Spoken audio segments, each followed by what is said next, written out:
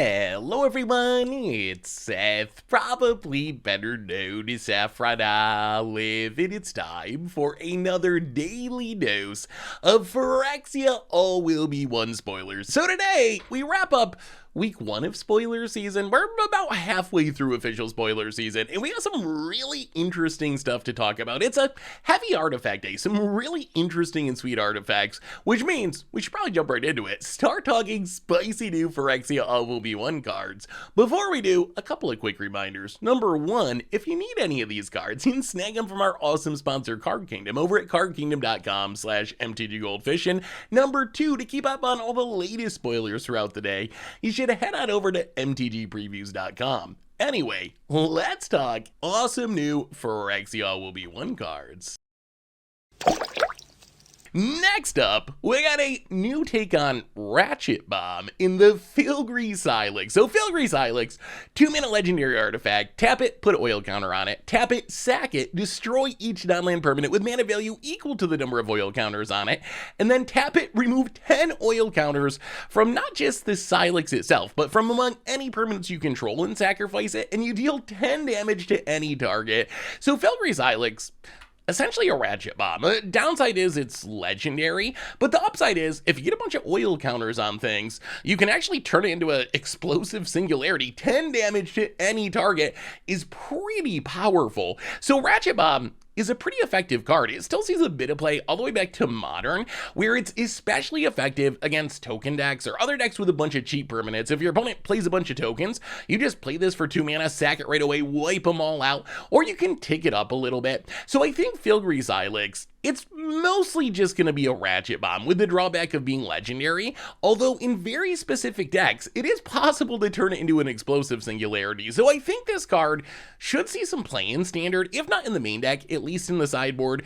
We have treasure tokens, we have blood tokens, we have lots of creature tokens. Adeline makes creature tokens, Fable the Mirror Breaker makes a creature token, soldiers are kind of known for tokens, so there's plenty of things for this to blow up right away. And then, like I said, it's not unreasonable to play this and tick it up a couple of turns, blow up the 2-drops or something like that. So I think worst case, this should be a good sideboard card for Standard, and if we ever end up in a meta where there's just a ton of tokens running around, this could be a very reasonable main deck play.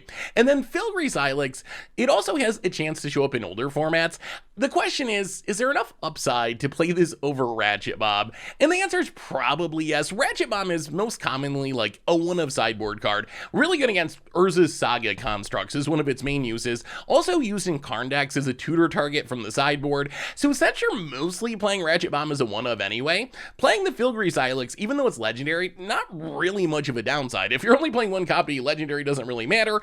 The odds of removing 10 oil counters from things, though, is very, very small. I think it's almost impossible that you're going to play this and tick it up 10 times to get 10 oil counters on it. That's just not going to happen in practice. So really in older formats, it is just another Ratchet Bomb. In Standard though, there are some extra ways to get oil counters, and this is kind of the intriguing part. So I think we'll see Filigree Sylex used as a Ratchet Bomb in Standard, where any deck can just play it out of the sideboard to get rid of tokens. But in certain decks, this goes way up in value. There's 2 archetypes that might actually be able to deal 10 damage with this. One is like an oil counter spell slinger deck. The fastest ways to get oil counters on permanents that we've seen so far are cards like Mercurial Spelldancer, Sawblade Scamp, Serum Sovereign, Vindictive Flamestoker. These creatures that whenever you cast a non-creature spell, they get an oil counter on themselves. It's pretty easy, I think, if you can stack up 2 or 3 of these creatures, and most of these are pretty cheap. Disregard Serum Sovereign maybe, since that's kind of an intro pack rare.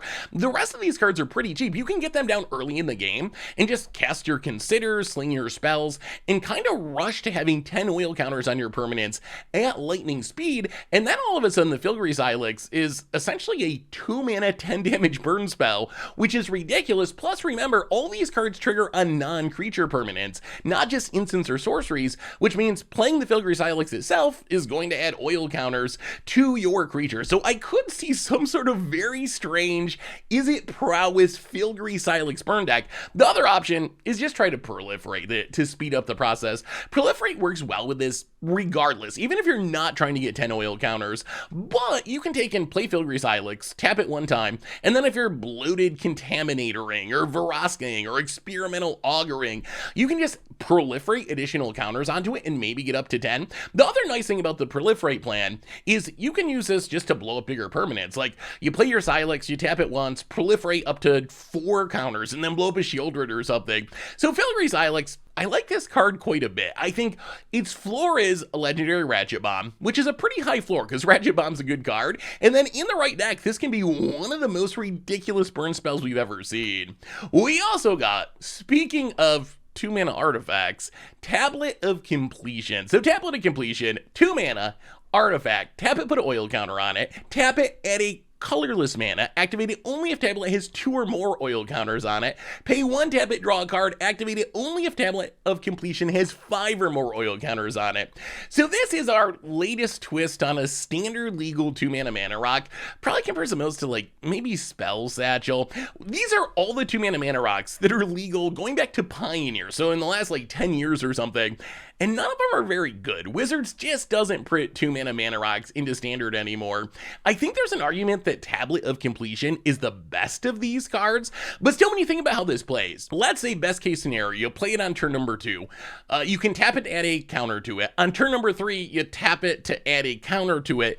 On turn number 4, it'll finally start producing mana, but then if you're tapping it to add mana, you're not getting oil counters on it, so you're probably never gonna make it all the way up to the card draw mode on this. So even though I think it's better than Spell Satchel and Pillar of Origins and Corrupted Graphstone, it still doesn't seem like a card that's especially playable, especially considering it's competing against stuff like Reckoner Bankbuster. Like, Reckoner Bankbuster, yes, it doesn't turn into a mana rock right away, but it draws cards, it turns into a big creature. Until Bankbuster rotates, it's really hard for me to imagine something like Tablet of Completion beating this out.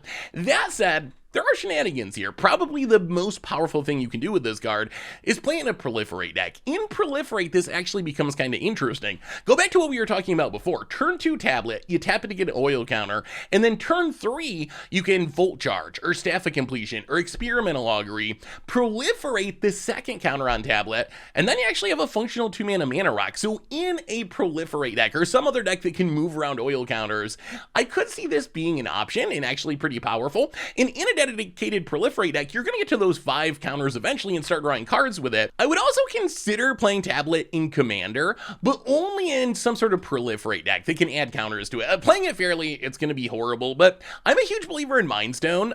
We actually just did our Commander Clash stats episode for this season, which is going up next week on the Commander YouTube, and discounting Sol Ring, which is banned, and Arcane Signet, Mind Stone was actually my most played mana rock in the entire season. I love mana rocks that can also draw cards, and Mind Stone only does this once. Tablet of Completion, this is a mana rock, once you turn it on, that in the late game can also just draw you a card for 1 mana every turn. So if you're playing some sort of Proliferate deck, a Troxa or a Zuri or something with Contagion Engine that can add counters to this more quickly, I think this is actually a pretty decent mana rock for decks like that. So Tablet, it's a modern, watered-down 2 mana rock, but if you can add counters to it in some faster way, like proliferating, it actually becomes kind of interesting. We also got Vraan Executioner Thane, a new 2 mana 2/2 black Phyrexian vampire. It's a legendary creature, like everything these days.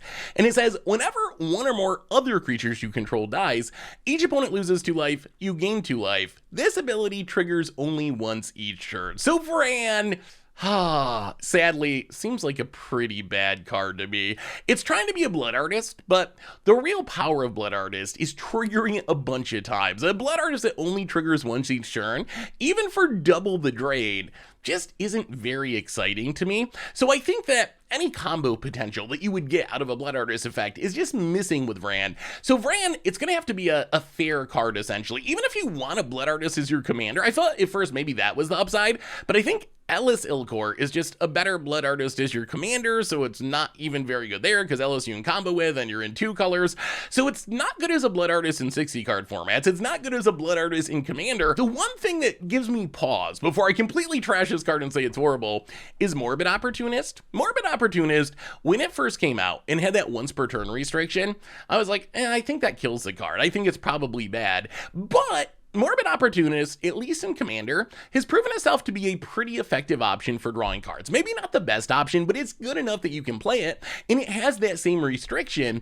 However, drawing a card is way more powerful than draining for 2. Like, you play Morbid Opportunist, if you draw 2 or 3 cards off of it, it's already done its job. Vraan, draining for 4 life or 6 life, that's not really that exciting. So I think that Vraan is essentially unplayable. I mean, you can jam it in some casual sack deck if you want to, jam it in a sack deck in Commander, but when you look at Standard, just look at the list of black 2-drops it's competing with. Tenacious Underdog, that's number 1. Misery Shadow, also really strong, and then you have cards that are good in specific decks, like Jadar in sack decks, Blade of Oni in equipment-based decks, Tainted Adversary, Zombie Synergies, Knight of Dust Shadow, that's a card that's been popping up more and more, actually kind of scary because of the life gain prevention for graveyard decks, Undead Butler. So I think that Vraan just gets beaten out by the other options, and this is just mono black cards. We're not even talking Blood Tithe Harvester or Reckoner Bankbuster or the other 2 color options that you have. So I think that Vraan is just not good enough in its current form.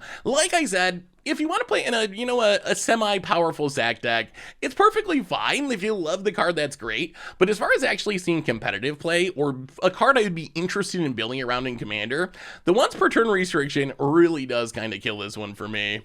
We also got, speaking of new black legends, we got a new Rakdos legend in Kethek Crucible Goliath. So 4 mana Rakdos legendary Phyrexian beast. It's a 4/4. Says at the beginning of your end step, you may sacrifice another creature. If you do, reveal cards from the top of your library until you reveal a non-legendary creature with lesser mana value. Put it on the battlefield and the rest on the bottom of your library in random order. So Kethek, I mean, it seems like it could do some fun things. I don't know how strong this card is. When you compare it to some of the strongest cards in Standard, like Sheoldred, for example, it seems a little bit sketchy power level wise.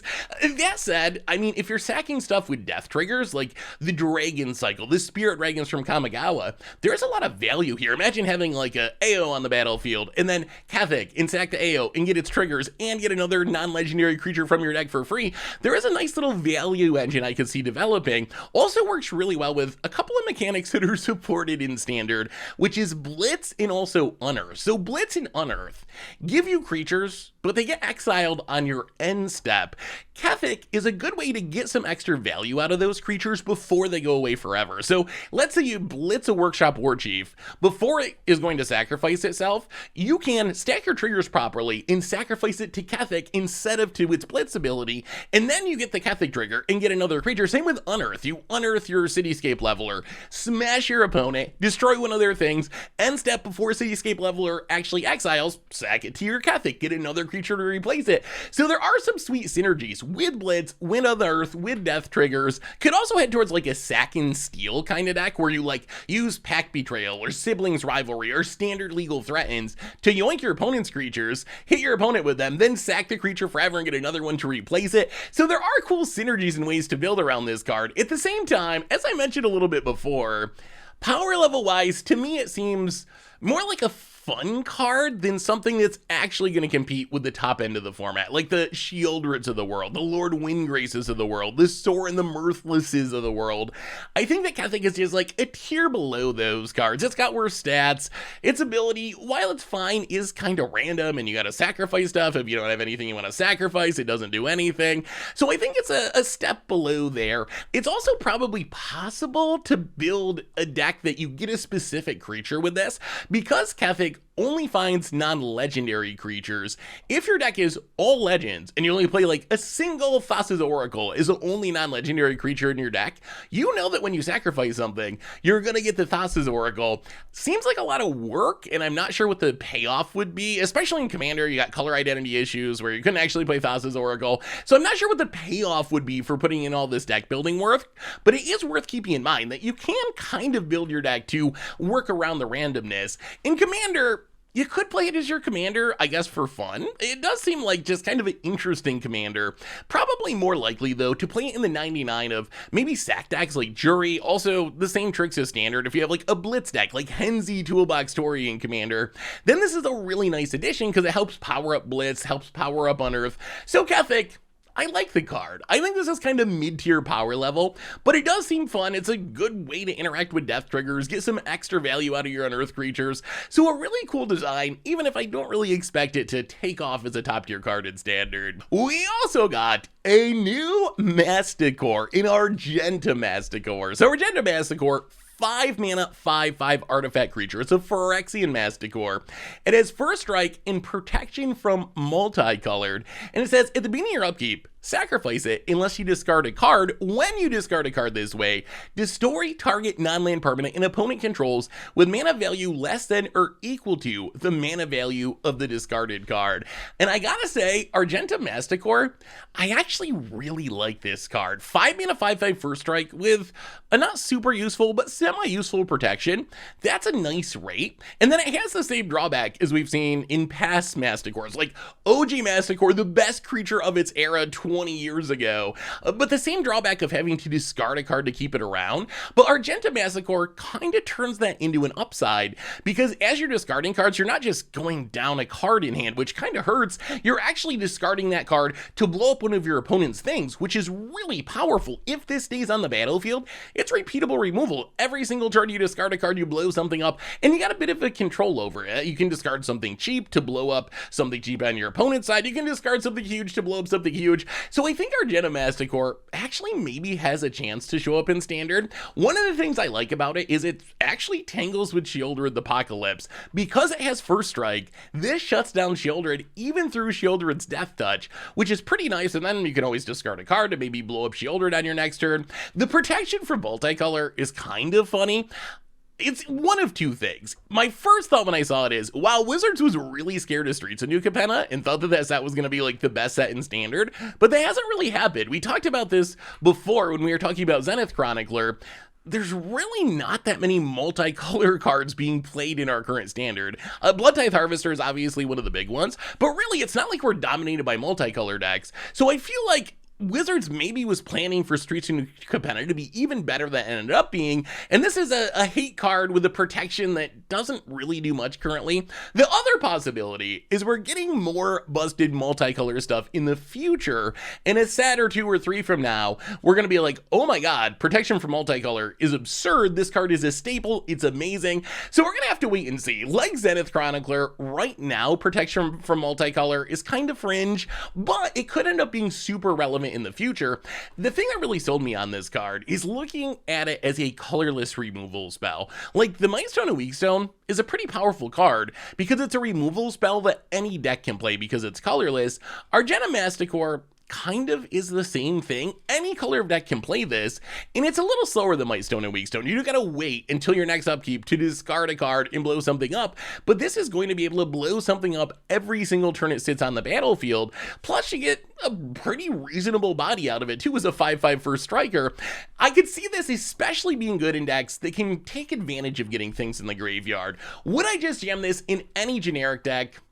Probably not, at least not in the main deck. But if I'm a deck that can take advantage of the discard mode to make it even better than just blowing something up, then Argentum Masticore seems absurd. Like, maybe I'm an Invoke Justice deck and I'm trying to reanimate big things. Then having this Masticore as a discard outlet is absurd. We're blowing up our opponent's best things, and we're getting a Titan of Industry in the graveyard or whatever to reanimate. Maybe I'm a Cityscape Leveler deck. I can discard Cityscape Leveler, blow something up with Masticore, and then unearth Leveler. Even just Tenacious Underdog. To pitch it, blow up a 2-drop, blitz it back into play. Maybe I'm a Reanimator deck. So those are the things to keep in mind. In a generic deck with no graveyard synergies, I don't know if it's really worth it. Maybe if you draw a ridiculous amount of cards so you don't mind discarding. But in a deck that can kind of get around the drawback of discarding a card, Argentum Masticore seems incredibly powerful. And keep that pro multicolor in mind, because even though it doesn't really matter now, it could matter a lot in the future and make this card into a real legit staple in Standard. Moving into the realm of lower rarity cards, here's a couple worth talking about, starting with Tyvar's Stand. So Tyvar's Stand, green and X instant, target creature you control, gets +X/+X, and gains hexproof and indestructible until end of turn. So this card, the thing I really like about it is its flexibility. If you think about it, you cast this for 1 green mana, and it's essentially Tamiyo Safekeeping, but only for creatures. 1 green mana, protect a creature from pretty much anything except Farewell. It survives Wrath, it survives target removal, so really, really solid protection for 1 mana. But then in the late game, you can just dump all of your mana into this and pump a creature really, really big. So it's kind of like the protection version of Primal Might. We saw Primal Might be pretty good in its era of Standard, where for 1 mana you can fight something, but then in the late game, when just fighting something might not be enough, you can grow one of your creatures massive by dumping all your mana into it. So I think the Tyvar stand, really solid protection spell for like green stompy creatures. I expect it to at least be sideboard playable in Standard. We also got Planar Disruption, which is probably the best pacifism of all time. 2 mana, white aura. It enchants an artifact creature or planeswalker and says enchanted permanent can attack or block, and its activated abilities can't be activated. So you put this on a planeswalker, it can't do anything. You put it on an artifact like Reckoner Bankbuster, it can't do anything. You put it on a creature, it can't attack or block. So this is either a power crept pacifism or a power crept arrest, depending on how you look at it. Regardless, when I first read this card, my initial thought was, wow, this is actually a standard playable version of this effect. Like, hitting artifacts and planeswalkers along with creatures is huge. And then unlike pacifism, which doesn't shut down activated abilities, hitting activated abilities like arrest is also huge. But then there's one big problem, which is Shieldred. Planar Disruption is really, really good, except it lines up pretty poorly with the single most played creature in Standard, which is Shieldred the Apocalypse. Sure, your Shieldred can't attack or block, and its activated abilities won't be activated. The problem is Shieldred has a triggered ability, so your opponent's still going to drain you. They're still going to gain life as cards are being drawn. So I think that Shieldred, almost by itself, really limits this card's potential in Standard. It is still the best version of the effect. The other issue is we also have Ossification, which is kind of the same thing. Doesn't hit artifacts, but it does the same thing, plus it also answers Shieldred. So Planar Disruption, best pacifism or best arrest of all time. It's definitely a card that's worth keeping in mind. I could see this serving a role in Standard. However, because Shieldred is everywhere and because Ossification exists, it might not quite make it in the top tier decks. We also got some more equipment. Definitely a theme of this set. None of it I don't think is really constructed playable. Probably the closest is Hexgold Harbored, which is 2 mana. It's for Mirrodin, so you get a 2/2. So it's a grizzly bear that also can be equipped for 3, and as long as your turn equipped creature gets first strike and trample. Not horrible. I could see some equipment deck wanting to take advantage of it. The other two, probably not going to be enough unless you're really desperate for an equipment. Finally, a bunch of limited only stuff, I think, that is unlikely to make a huge impact on Constructed, but if you're drafting, some pretty interesting stuff that you can check out over at MTGPreviews.com. Anyway, that brings us to the end of our daily Phyrexia All Will Be One spoilers for today. So what do you think? What's your favorite card of the day as we wrap up our first week of spoilers? We still got a lot to go. Monday, Tuesday, and Wednesday, I think, next week. We still got spoilers. So we're a little more than halfway through. What do you think of the set so far? Let me know in the comments. Thanks for watching, everyone. I hope you enjoy it. And I'll be back tomorrow or maybe Monday, depending on how many spoilers we get, with more daily Phyrexia All Will Be One spoilers. Until then, everyone, have a great day and a spectacular weekend, and I will talk to you soon.